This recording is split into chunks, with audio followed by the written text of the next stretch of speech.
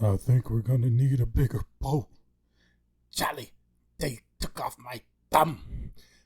You should already know what we're talking about. We are talking about themes of movies right now because I got a very special guest called Marcello coming to me live on No Beelines. He is a producer and director. He's going to talk about his startup, what's coming out with his latest stuff, and we're going to go ahead and call him right now because, this show is never about the person who started it, aka Lil Snoopy. It's about the person who's on it, giving them the opportunity to open up, share their skills, and be great. Let's call him up right now.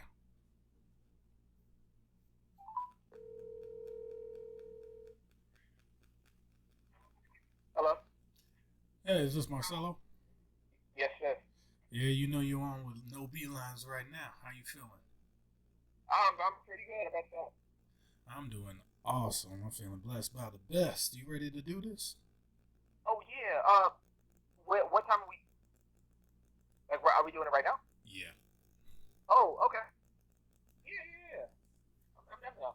See, I already caught him off guard. He wasn't ready. He ain't ready. He ain't ready. About to spit it to him right now. We're going to keep it nice, light, and simple. First starting off, and then we'll go into a little bit deeper during this interview as you tell us who you are, what's it about. But first question is, I want you to give a good summary of you, the person, Marcello, what you want to accomplish, what you are doing to affect change in the world, the culture, and how did you want to become a director slash producer? Uh, you know, um, I think the biggest thing is trying to, bring that spotlight back on, other, not just, well, pretty much all people of color, but not just, all people of color, but more specifically, Afro-Latinos in the game that are trying to get their voices heard. Not a lot of shine that we did first. Try to either put us in, their own specific boxes, like either we're black or we're Hispanic. They don't really pay much attention to the fact that we're both, so we bring a whole, different variety of backstories. And I definitely want to shine the most light that I can on that because, like, with every project that I do, I want to make sure that I put an Afro Latino in the co-starring role or something like that. So that's the main mission of what I'm trying to do from this point on. And you yourself, as an Afro Latino, have you ever came across some skepticism where it's like, oh, you gonna do this for a while, but you shouldn't be doing that, or oh, the negativity that is already portrayed on us, that's what it's gonna be. You're not gonna change it. You're not gonna be as big as maybe Spike Lee, so you're able to affect change. Oh, You're yeah. not gonna be as big as Quentin Tarantino, so you're not Oh, gonna be yeah. able to talk about certain subjects because both of them point on certain subjects that no other directors really touch on. Oh, yeah. About they call us minorities. I say this a lot in my podcast. They call us minorities, but there's more of us than there are of them. The Without a doubt. minorities that are portrayed in the movies already. That's what it's gonna be. That's how it's been since filming started. So you might as well keep it that way. Yep. And that's been a lot of the things that I've been having to deal with. So from when I started in the game, I've only been in filmmaking for close to 4 years now, so I'm still pretty early into it. But I've been facing all of that. Like there's this movie I wrote probably about 2 years ago now, where it's an all black cast, but the type of movie it is, it's not the type of movie you would see for this black cast. You would see the black people as the antagonist, but also still completely in charge of the entire movie. You don't typically see that. When you see a black person in a movie, they're either this gangbanger, they're a pimp, or they're a slave, or something like that. And I want to change the game up. I put them in seats of power. Yeah, they may be doing things wrong by the playbook, but they are still doing it by how they see fit. So I'm trying to switch things up as best as we can, so that I give a new perspective on the way that people see, view, interact with not just black people again, not just Hispanic, but Afro Latinos, but all of us. And I'm trying to do that the best way I can. I know Jordan Peele spoke on it. I want to say it's probably about 2 years ago now, where he said that he was not going to cast a heterosexual actual white male as a lead role in any of his movies if he couldn't help it. If he wrote it and directed it, he's not going to do that. And he received backlash, and I spoke on the same thing, saying that that's exactly what I'm doing as well. And I'm going to carry that throughout my entire career, no matter how much hot water gets me in. But that's what I'm going to do. Not saying there's anything wrong with them. I would definitely have, heterosexual white male in my movies, just not as the lead. It's because every other movie has that. That's true. It's an oversaturated market. I want to shed the light on black people, the Hispanic people, the trans, the women, all of that. I want to give them the spotlight for as long as I'm able to. And that's respected. That is highly respected in that, because people don't realize. Matter of fact, I'm going to let you in on a little secret. I don't know if you may have ran into him, depending on your networking, that I have a cousin on my dad's side that I've seen at a couple reunions. I've talked to him real well. He was supposed to be on the show, but getting in contact with that man is like a needle in a haystack, apparently. Even though I got his phone number and everything, he just stays busy. So he's a director and producer of his own thing, and he recently got signed on to Hulu and Netflix to run his own movie. And he recently won, what was it, Amateur of the Year award for director, because he wrote a scary film, and he's based out in California. His name is Wolf Films with a Z, and he's been doing his thing for a while, and I'm just like, he could do better. There are so many things. It's not that I'm not proud of him. I'm proud of him. Everybody. I'm just like, you're doing great. You're getting all these accomplishments, and he doesn't want to stop. He wants to break out, blockbuster. He's doing his own thing, figuring it out, obviously, because he's still at a young age, just like all of us are. We're still trying to figure it out. But I'm sure as he gets older, I told him that you need to start making it about yourself. You are a black male in America. Yes, you have to please the white people in Hollywood. Yes, you're gonna have to at one point in your life. Yeah. But there's always a sway around what you're trying to do, because every movie I've seen from you has a dominant white male as the role. And I'm like, there's nothing wrong with that, because it's a good movie. But at the same time, you gotta adjust. Unless that's what you're calling for, you don't care who plays the role as long as they're good. That's one thing. Right. But, I respect that too. Yeah. It's like, you gotta work what you want to change. You gotta be the change you want to see, basically. Exactly. And that's the thing that I've noticed, like with a lot of other filmmakers that again, any other filmmaker that's a person of color, if they're not doing the things to bring their people up, it's just like, I feel like in a sense you have been hurting your people at the same time, because like you can open the door for if you're an Asian director, you can open the door for all the Asian people, you can open the door for all the Hispanic people, you can do all of those things, but the minute that you stop, or that you never even try to build that foundation, it's just like, man, what is he doing? You just it almost doesn't even seem fair then that you have the opportunity. Exactly, and I don't understand why some of these directors and writers, when they're writing a movie or doing like a bibliography, a documentary on somebody where they're portraying that person in a movie, they won't go actually to their roots. Like, how you gonna have a white person play Cleopatra when clearly Cleopatra was not white? Of course, and the thing is that goes back on the casting directors. That goes back as far as the end. It's mainly because like when they first write the script, they write it in for what it's supposed to, what it's supposed to be, and then when they sell the script, they allow someone else to change it. Now I'm not on the deal because they want to change, my prominent whatever race character to like a white character or something like that. And it's like, I don't need the script made that bad if you're going to take my vision and mold it to yours so that you fit what Hollywood's supposed to be. Exactly. I'm like, keep it real. People like realness, and you're not keeping it as authentic and original as possible if you're doing that. Just like if I was a writer or a director that was if I was the producer trying to buy the script and show it to the director, or if I'm the director wanting to buy your screenwriting, and I see it, and I see it's what was that It was an Asian movie that was popular. It came out like 2 years ago. Crazy Rich Asians. Yeah, Crazy Rich Asians. Yep. If I would have casted all white people to play the Asians, would that have even made sense? It would have made absolutely no sense. I mean, that's why movies like God Egypt and what is that one with I can never remember his name. He was the Martian. He was in the newest Martian movie where he's the only one on Mars. I can't remember. Man on Mars. Yeah. What is his name?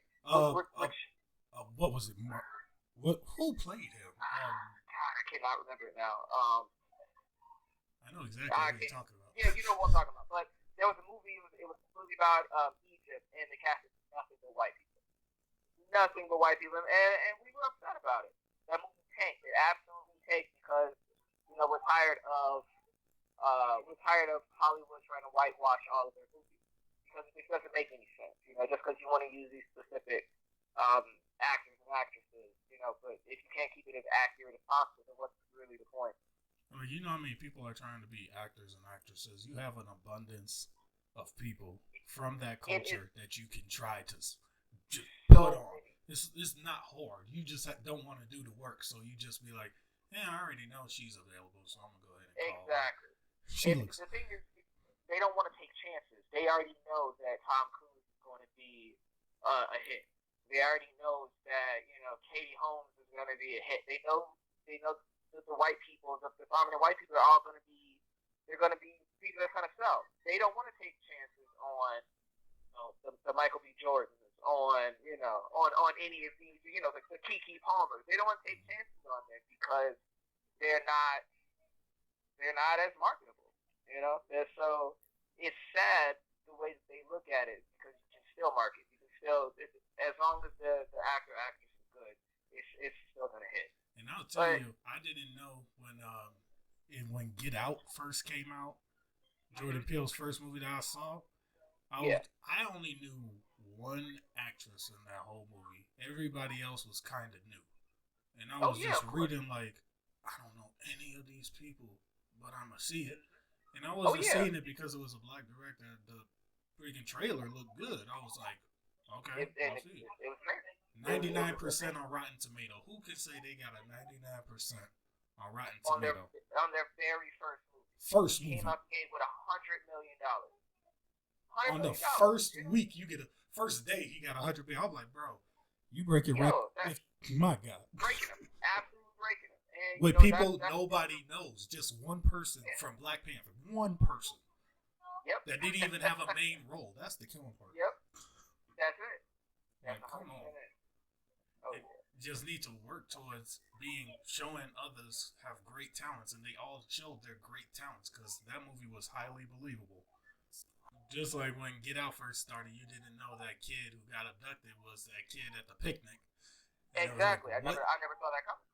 It was like I didn't even put that together the first time I watched it. The second time I was kind of like, is that the same? No. Third time I watched it, I was like, okay, yeah, that's the guy. Okay, that's why he was saying Get Out. I get it right. Now I got you. Oh yeah. And the thing is, because the movie is so subjective, you can watch it 10, 15, 20 times, and you're gonna find new meanings to the things that are said, to the way that it's shot, to the way that it's written. I mean, because it's written specifically to confuse you. It's written so that it leaves you with something to think about. And that just speaks on Jordan Peele's brilliance. Is the fact that you can watch it over and over and over again and be blown away because you're gonna figure out something new. And I always wanted to see what would it be like if they put Jordan Peele and Quentin Tarantino together and put a movie together. I don't think we are mentally prepared to handle the type of boy. It would blow our minds, yeah. Because Quentin can throw something over your head too, and you'd be like, hold the fuck up, wait a minute, what happened? Oh yeah. When he made the Hateful Eight, I was like, hold on, brother. You threw me for a loop on that one. And Django's still my favorite movie to this day. That was great acting. 100% great acting. Everyone that they casted in that was wonderful. Jamie Foxx, Leonardo, that was amazing. Kerry Washington, it was mind blowing. And did you know? I know as a director you probably looked into it, but I don't know. A lot of people don't know there are two things in that movie that no, there's one thing that wasn't supposed to happen and another thing that almost happened. So the first thing was Jamie Foxx was not supposed to be the original person to be cast for Django. Oh, really? Do you know who it was? No, who is it? It's gonna be somebody that's gonna be like, "What the hell? Hell no, that wouldn't have worked." It was Will Smith. Will, no. That wouldn't have worked. I'm like, you too light skinned. That ain't believable. No, that's already unbelievable. It was the thing that would have ruined that. Now, if they would have Will Smith is that because he is like he's already like the quote unquote house nigga. Exactly. So therefore, it would just make more sense that he's able to do the things that he's doing. The fact that we use Jamie Foxx is kind of like attributing to the fact that he's darker skinned, he's already supposed to be below the earth, but he's fighting against all the odds, and that's what makes it more believable, more relatable. But Will Smith is just like, oh, I mean, well, he's like that, sure, why not? Exactly. I'm like, and he's too tall, damn it. The boy like 6'3". Right. Like he's already dominant. That don't make no sense. Jamie Foxx like 5'10". Come on, average height. And then during the dinner scene with Mr. Candy and Samuel L. Jackson before they brought Washington back out is when he said, "There's been a lot of lies spread at this table, and we gonna referendum right now." And when he slammed his hand down, he actually literally cut his hand on the glass. And that was real blood that he smeared on Gary Washington's face. Oh my goodness! And that points out exactly how figuring on the actors are, is because things like that. I mean, that would screw everyone off. In any other type of movie, you could have someone caliber of Gary Washington and Leonardo DiCaprio. If you did not cast people with the type of power that they can just keep it going, show that fact, they keep rolling with it. And that's amazing because I remember hearing about that in the moment.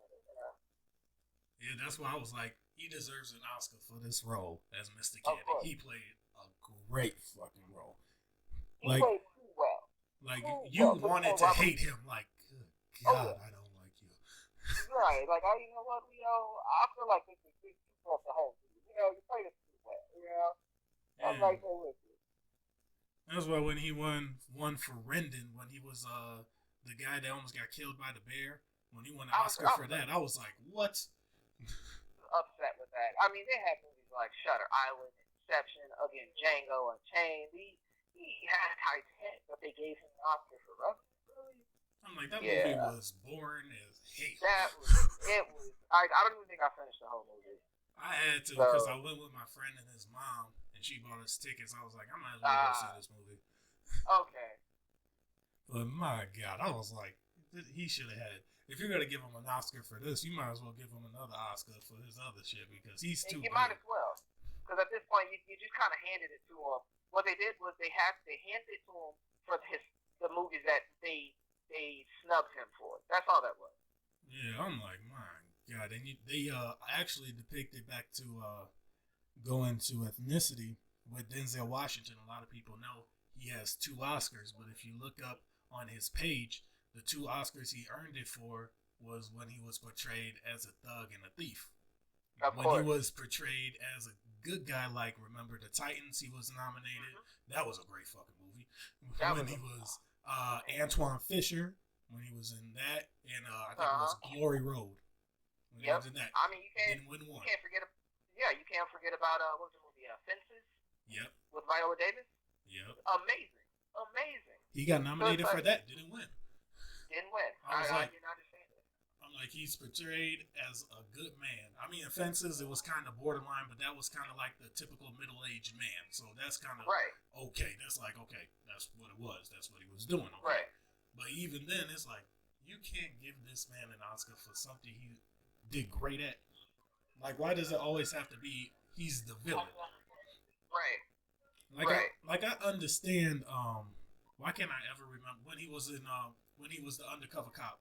Well, not the undercover. Training Day. Yeah, Training Day. Great movie. I understand it. Oh yeah. Perfect. Yeah. But at the same time, you could have just gave him a nominee. He lost with that and won on Glory Road. I would have been more happier than him winning on Training Day, even though he did a great job in Training Day. I completely get it. But then again, that goes back to because you know how the Oscars go. They you petition the people who actually vote for it.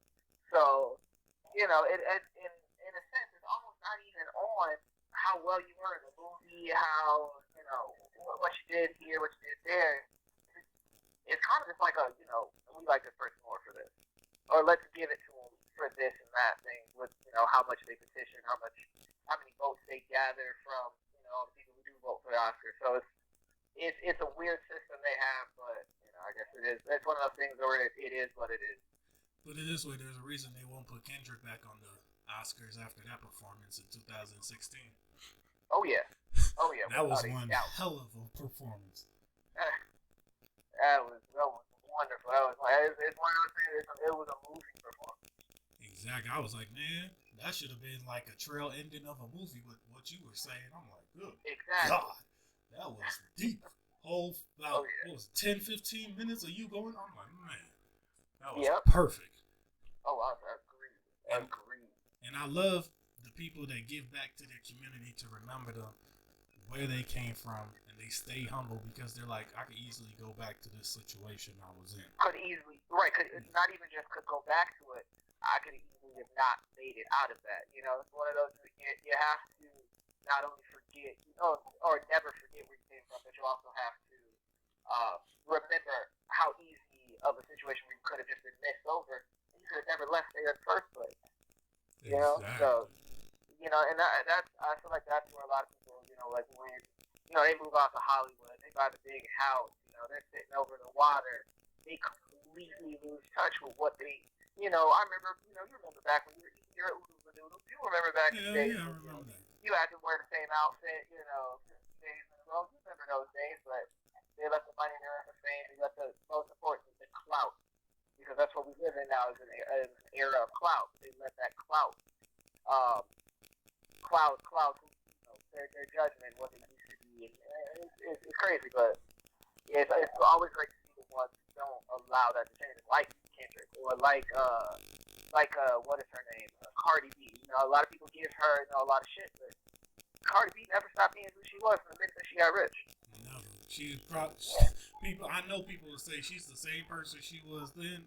With money, she has not changed, except she's just buying shit she could.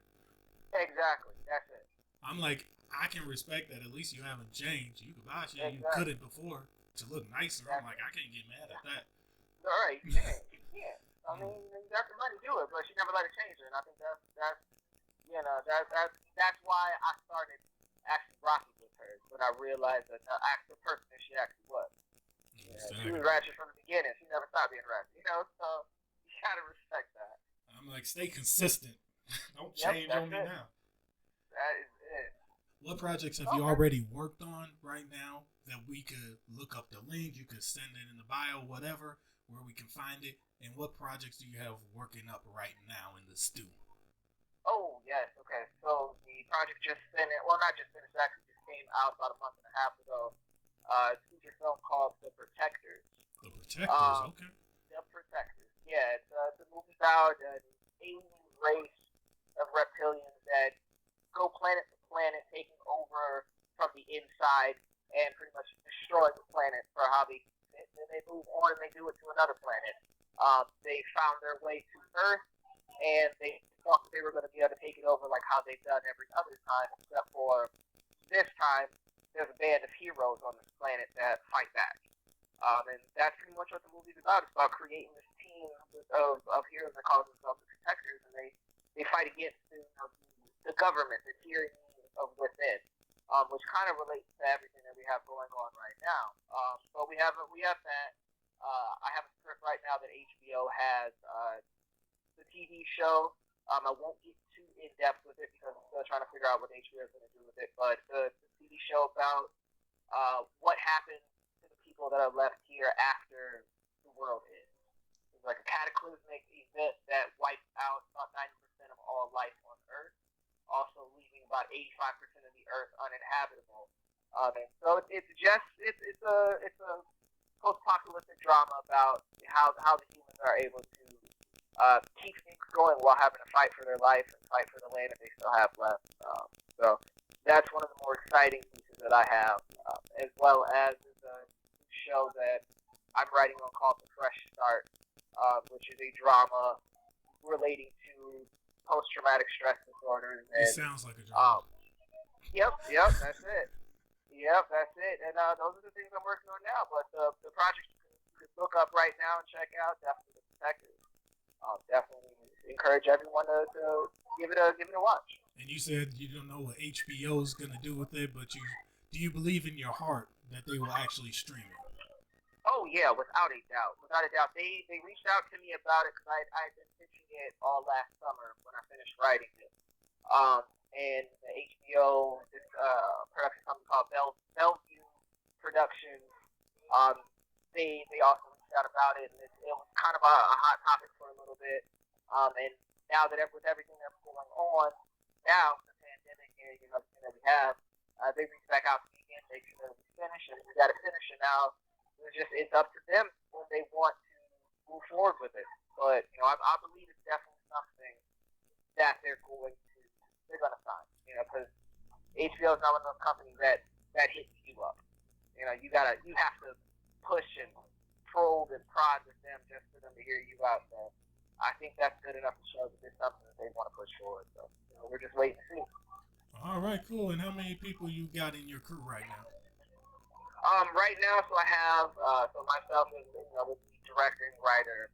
I have two other writers and so my cameraman, the DP.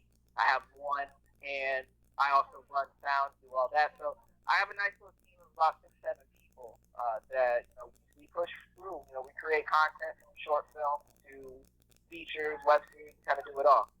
Okay, that's highly respectable. You gotta start with the team, but don't forget.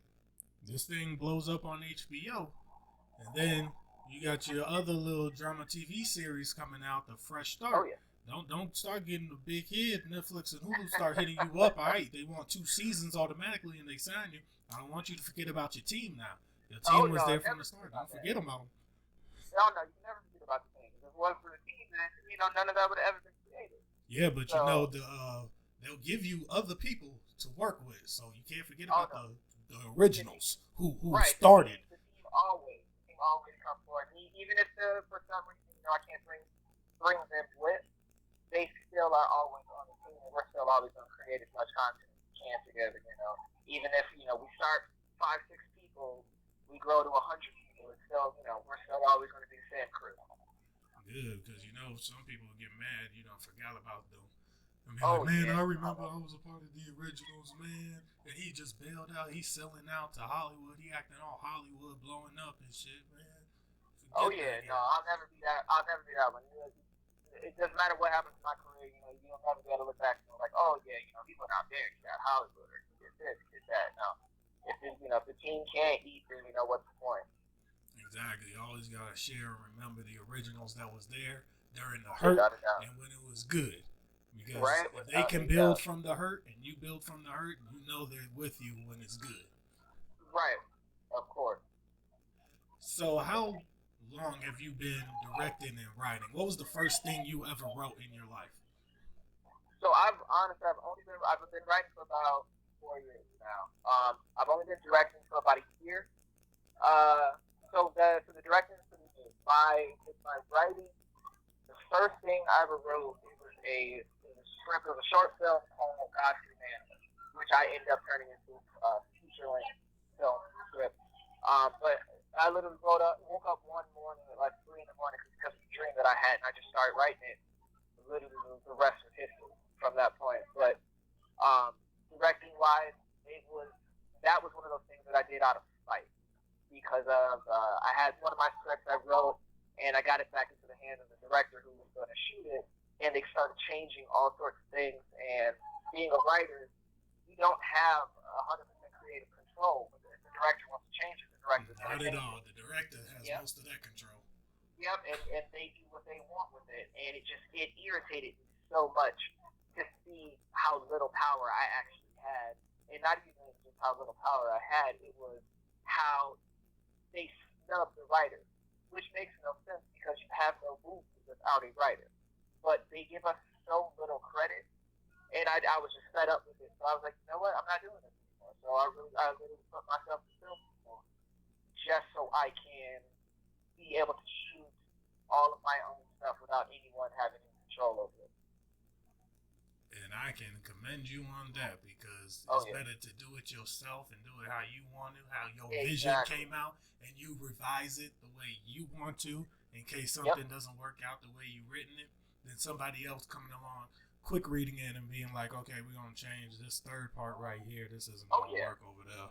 Yeah, Oh that's yeah. because now they're changing it into their vision, and it may not meet up to your vision of how it's Right. originally supposed to be. And in most cases, it won't meet, the standard that you had set forth for it, or they start changing things that were really important, in the story to you. They don't see how important it is, and they decide to change it and have no choice but to allow it. And, that's just something I was not comfortable with doing anymore. So, unless, it's a big company, like if I sell a script to, like, Sony, or to Disney, you can change every single thing you want in that script, but other than that, I want to keep it as close as I can. So that's why I have to make sure that I start a direct so that I can do it myself. And you're willing to absorb any knowledge as a director to make sure that you are dotting all your I's, crossing all your T's, so you can be greater at your craft than what you are right now. Oh, of course, you have to stay a sponge. Even if you reach a Quentin Tarantino, you reach a Jordan Peele, you reach a Steven Spielberg level, there's always something for you to learn. And the moment that you stop, you feel like it's too big to learn anything is the moment that you lose yourself. So it doesn't matter, again, I've only been doing it for a year, but it doesn't matter if I've been doing it for 40 years. I'm still willing to learn something new because every day the game changes. When would you say your creativity started? Like, when was your inspiration starting to grow and starting to glow on your life where you were like, man, this would be awesome to do if I could write it myself? Man, that movie kind of inspired me to write something based off, or kind of like, oh, I could write a spin off to that TV show. You ever had those kind of ideas running around? Without a doubt. The movie Interstellar, which I have to add, probably one of the greatest, most complete film that there ever could be. Um, and that's one of those movies that opens your mind. That opens your mind to the way that a film should be. It's complete in every way, from the science that they use in it to the writing to literally everything. That's one of those movies I was like, oh no, I don't have to just keep myself in a box. I have to keep myself in a box with the way that I create things. I can step out. I can start bringing in more people to help me be a subject matter expert on whatever it is I'm doing, and that's one of those movies that I think really start pushing me with the way that I do film, the way that I want to do film from that point. And that's always great to hear because you always have a vision. Maybe just a small spark can start a whole revolution. Just Oh, one without a idea. doubt. Oh yeah. What's your next goal to accomplish? Right Uh, now, short term, right now. short term, short term. I want to create a new way that people view film. I want to um, we've been doing films the same exact way since 1896, when one of the very first films came out, the Great Train Robbery. Since that film came out, we've been doing film the exact same way. I want to switch it up. I want to change the way that we do things. So I think that's my short term goal: is to create a new way that we create masterpieces. You want to know what movie I feel like you'd be good at? What was that? Look up the man called Robert Smalls. Robert Ball. Yes, Robert Smalls.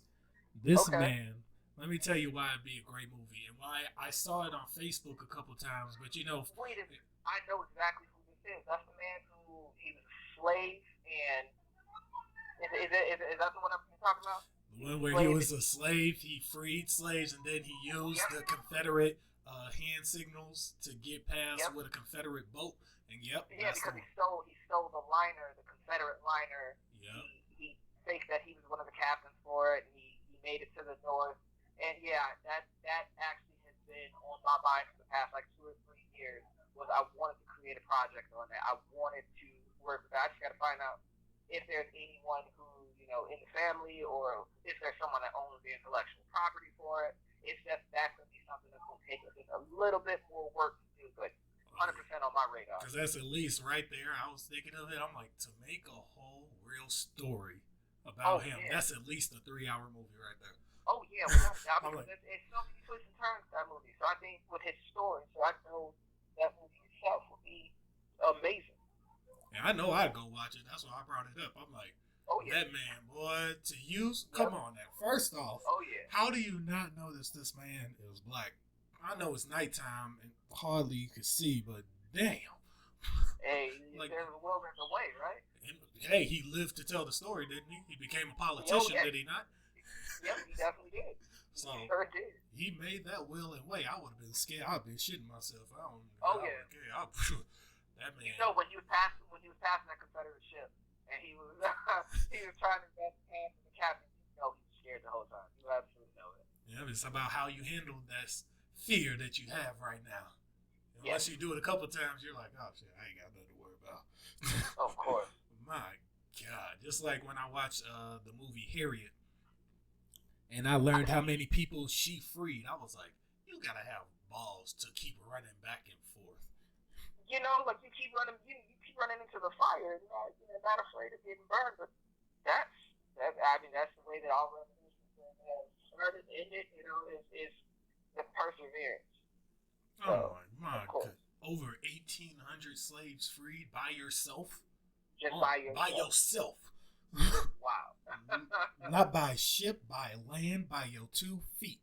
Your whole life. 1,800 plus. Oh my man. Bravo. That's all I gotta say. Bravo. Because I don't know. You had a team by you. That wasn't just you had a team. Yeah. we built an amazing net of people who just weren't afraid of, because what else do you do? You can go back to being a slave, you can lose your life, but being a slave, it means that there is no life. So they, at that point, they were ready. They were ready for whatever was going to come. They were going to give it all up. So, and that's what they did. And they told her not to go back, and she was like, fuck that. I got to get my family. Then she said, fuck that. I'm going back to get everybody else. I'm like, how do you rob a whole plantation of slaves? She's going back to the same fucking place. Come on now. And they keep allowing it. It's like, y'all you didn't learn, huh? It's like, if you don't learn, it's fine. I'm like, you had over 2, maybe 300 people at that damn plantation. She takes her. Okay, they just lose her. That ain't nothing to her. Right. Then they lose her family. That's about 7. Okay. Then they lose another 20. Mm-hmm. Eventually, you gotta get some overseers to be like, all right, fuck this. But apparently, they weren't the brightest ones in the world. Of course not. Like, oh my God, you let them rob the whole plantation. My God. You might as well rob the horses, too. Right. Hey, Jesus. That's crazy. It's crazy. But, again, like I said, that's what it is. You're not going to stop us from, getting us all out. She lived a full life, I'll tell you that. That's it. That happy. She barely smiled, but I know taking pictures took a while back then, but, Oh, yeah. Smile. That's it. Smile on the inside. And what's your long-term goal, would you say? Let's give it in 2 years' time. What would your long-term goal be?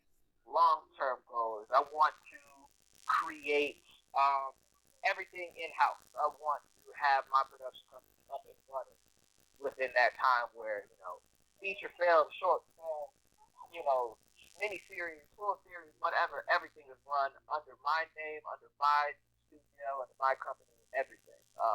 Where I'm building the next Heartbeat Productions, with Kevin Hart, or with Tyler Perry's studios, where that's what I want to do. That's where I want to be at. I want to be within the next 20 years. I want to be sitting at that position of power that they are, where they're able to literally reach out and give everyone Anyone and everyone. Exactly. I would make sure if you want to do the Tyler Perry route, you gotta buy plantations. That's build it on a slavery plantation farm. That's what you gotta do. It. You really want to strike fear into their hearts, you want to piss them off? Oh yeah. And you build it by yourself. You build it with your whole production team. Like, I built these walls. We started off small, but I bought the property. And damn it, now I got a whole studio we can work in. Of course. And it's beautiful. I've seen the tour of it. Oh my gosh, it's everything about it. It's one of those things that doesn't just bring out some of the emotions, and I don't know what's wrong with you, because that's something that we have not seen done. Like he literally took their land where they used to have slaves, where their Confederate armies were camped at, and he turned it into his own world. A black man did that. Crazy. It's absolutely amazing. I would put it right on the plaque outside. Black owned. Black owned. I'd have put on there, you tried, Like you tried for a couple years, but it's mine now. You had a nice run, but it's done now. It's done. Man, I don't care what nobody says about Tyler Perry, and they've said a lot. He isn't doing it the right way. Oh, he's a drag queen because he's dressing like this. I'm like, let me tell you something. Me personally, I'm gonna get personal with my listeners. I'm gonna get personal with the crew and you. Me as a black man, or me as a man in general, I know what some people may call gay, maybe say, oh, you're a fag because you do this, oh, you like dressing as a lady. It's not that I'm trying to portray something that I am. It's more of I'm telling a story how I envisioned it. Yeah. Maybe he did try to find a lady like that, but he knew they weren't able to do the things he wanted to do. Of course. Or he didn't have the funding to have the people he wanted, so he had to take it upon himself, and everybody loved it, so he just kept moving on it. Yeah. They don't know the story behind it because they probably never asked. Of course not. So people are calling him a drag and everything, but I'm like, he's comfortable in his skin so much that he can dress as a 68-year-old lady called Mabel Simmons in about 10 different films and 10 different plays, because every play has its own movie, basically. Yeah. And I've seen every one of them except 2. And he's willing to take all the lash he knew he was going to get.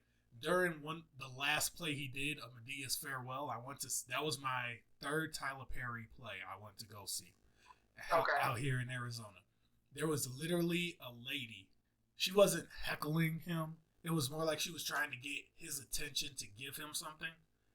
And I was in the front, and she was like dead center of the stage, waving towards him, trying to give him something. And instead of him being like, oh, get her out of here, whatever, like security was about to take her out, and she started making a big fuss. He literally, because he talks after every play he does, and he said, don't worry about it, just bring her around back and she can give me whatever she wants to give me, and I'll talk to her later. I'm like, you didn't have to do that. You already made it. You already could be like, get her out of here and throw the gift away. You could said anything in the world, and probably nobody would have batted an eye. No, not at all. But he didn't have to take the time out to go be like, oh yeah, come on up here, honey. Like, he basically corrected her in a significant way where it wasn't coming off as ghetto, because she was a black woman herself. Yeah. And he was like, hey, no, you don't have to holler. We're not going to do that here. You can come on to the back, talk to me, give me whatever you want, okay, honey? Is that okay? And he had him escort him to the back. That's amazing. I'm like, that right there is why I watch your movies.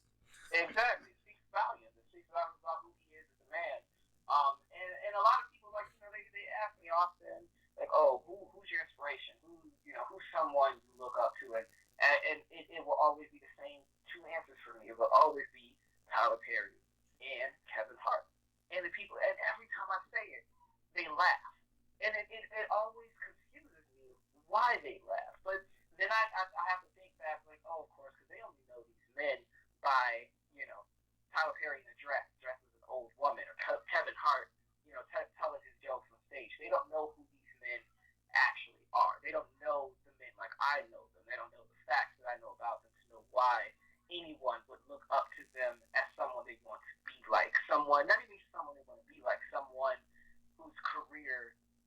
people they want to they are inspired by. And it's at the end of the day, both of those men are two very, very powerful black men in the industry who have done wonders, who have come from absolutely nothing and built a name for themselves. Not just built a name, built an entire empire for themselves.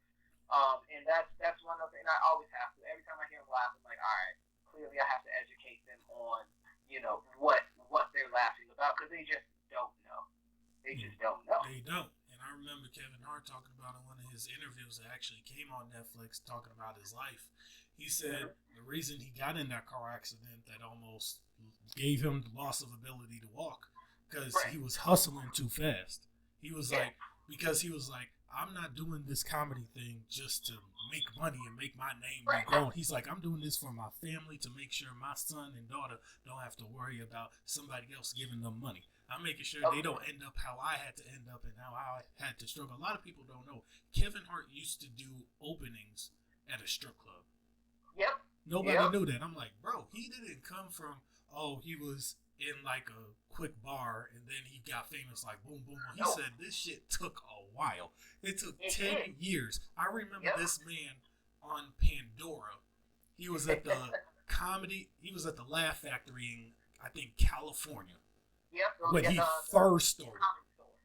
Yep. When he first, nobody knew who Kevin Hart was at all. This man was irrelevant. That would have been, I was 14. It was probably when I was 12 I first heard him. I didn't know who he was. And honestly, I tell everybody, I didn't think he was funny at first. Pure honesty, I don't know why. I give everybody a chance to make me laugh. And I don't know why he wasn't funny. Now I think he's funny. But then it was just like, you have to go through the stages that you go through. You gotta find out what's funny, what's not funny. You gotta get laughed off the stage. You have to do all of that before you find who you are as a comedian, as an actor, a singer, whatever the situation may be. And it took him a while before he found it. And I personally, I've seen Kevin Hart twice. And I'll tell you right now, that man, there's not a single comedian that has brought me to tears from laughing. Eddie Murphy did in Delirious. I watched him on YouTube. Right, but just in all honesty, that wasn't in my era of being able to go see these, because I've seen a lot of comedians. I love going out. I love seeing stand-up, all of that. And no one has ever brought that type of, that type of emotion out of me just from the jokes they're telling about their lives. And that man, the way he paints a picture, it's amazing. Kevin Hart has a gift, but his gift is not just, his comedy, not just the way that he talks and speaks. It's his aura, it's his business mindset. Like, I've seen interviews where Kevin Hart was like falling asleep during the interview because he just came off the set from filming for 12 hours. He also then went to his radio show because, of course, he has his own radio show. He went from that, and then right from that radio show, he then went to one of his other companies. He then made it to that interview. Yeah, you see, a lot of people don't know how hard he worked. He's literally said he was working so hard. That's why he got in the accident in the first place. Exactly. Like, he was working to hustle to make sure his family was okay, that they were fed, to make sure he was doing the right things. And then he was like, during that accident, it slowed me down to actually think about what life is actually about, enjoying the time with the family. They said in one of the part of the trailer, they were talking about, they were talking to his wife, and she was like, Kevin, wasn't that the shirt you wore 2 days ago? He was like, I don't think so. She was like, smell it. He was like, what's wrong with it? She was like, I can smell you from here. Go change your shirt. He was like, oh, I haven't slept. I'm like, damn, bro. You working that hard. Your ass don't sleep. No, because his motivation is to go. His motivation is to build a legacy for everyone that carries the Hart DNA in them, and that's amazing. Like, because it's not just, a lot of people talking. A lot of people are like, oh, I want to be this, I want to be that, the grind don't stop, hustle, but they're not really doing it. It's just, like, they work for a little bit. They go to work, they come home, they work on their trade just a little bit. They work on building their name just a little bit. But the people that are going to make it are the people that work themselves to sleep, that work themselves to tears, nothing because making it is the only thing that they have for themselves. Like, you know what? If I don't make it, I don't know what I'm going to do. Everything that you've learned from these men, would you say keeps giving you inspiration on how to be better at your craft and better person overall in yourself? I think the main thing is kind of like what we already touched on, the fact of you never know it all. You are that was one of the biggest things when I realized that, like, cause I like to look at I'm not one to toot my own horn, but I think I'm a very good storyteller. I'm a very good writer. That I feel like that's one of those things I was put on this earth to do. And even as good as I feel like I am, and as good as other people tell me, I can always get better. There's always going to be something new I can learn about writing, a new way that I can build scenes, a new way to construct dialogue. You know, there's all sorts of different types of ways, and I think that's one of those things that I stick to is that no matter what, I'm always willing to learn something. I'm always willing to keep pushing because I'll never know it all. It's just impossible. No, that's why I told on the other segment, you'll never be an expert at something. You'll know it better than Right. somebody else, but you're continuing to educate yourself on a subject that you feel passionate about. So you can Right. teach the others, so they can become knowledgeable about what Right. they're doing in their Of craft. course. Oh yes. So if we were to say next month, quick goal, what you want to complete by July 18th to be exact, since it'll be in exactly a month. Uh-huh. What do you want to get done? Let's see. Within the next month, I would like to get. I guess I want to say get done. I would like to. I've gotten started on. So I have three short films that I'm trying to get going still this year. You know, we're already at that halfway mark. Yeah. So it's definitely pushing us into crunch time. But I would like to have gotten started on one of the three short films that I want to push out before the year has ended. So that's just that, and the sad thing is that's not even really up to anything I can control, and that there's nothing worse than not being in control of something. You know, having zero control, over the way that things work. But um, that's going that's going to be one of the next things that I want to do is as soon as the world allows us to get back on track with everything that we have going on, that we can, I can begin production. And I get that fully. I understand that 100%.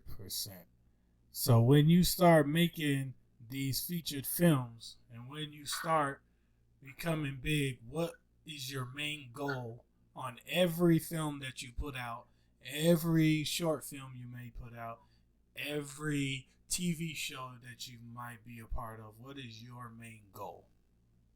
My main goal is to show the young Dominican boy out there, the young Guatemalan girl out there, the young Nigerian out there that no matter where you are in life, no matter what you have plans on doing, no matter how high you have set the standard, you can do anything you want to do. You know that you see where I'm at.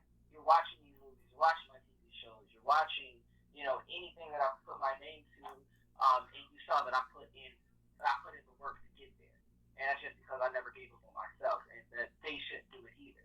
I'm hoping that everything that I create can be motivation for someone else. That's one of my biggest things right there. I want to open the eyes of someone else because we need more representation, especially in this industry. We need way more representation, and I'm hoping that I can be a catalyst to kickstart someone else's career. That is a great goal to have, and that is purely from the heart. That's how he feels, and that's exactly what he has set out to accomplish in his life, and his legacy will be bestowed by all the greats as long as he remembers two things. He remembers where he comes from, he remembers the people that were with him, and he remembers what the hard times were. Because the hard times is what builds the character of the man and what kind of man he is setting out to be himself. So as long as he remembers the kind of man he was before all the money came, before all the opportunities presented himself, he'll be all right. And how old are you? I am 29. He is 29. Still young and breathing. Oh, yeah. So he's got plenty of time. Plenty of time to show his greatness. And I know that greatness will be shown in a short 6 months, so it's not even a problem. Any closing comments, statements, questions, or concerns you may have or want to tell the people, any information you might have missed of how they can reach out to you if they're personally trying to start their acting career or they want to pitch an idea to you as a writer, what could they do? Yeah.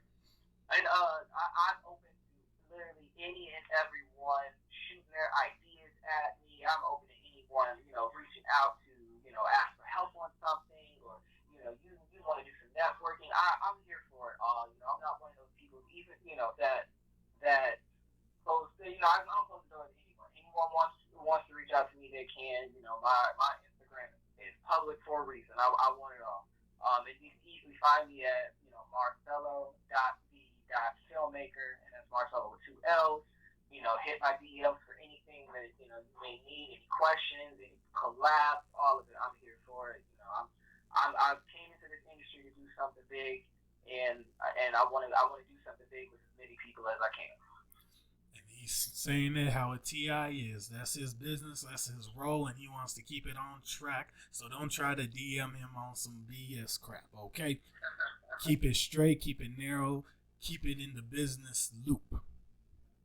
And make sure that you show this man the kind of respect you show anybody else from this show that I have had on.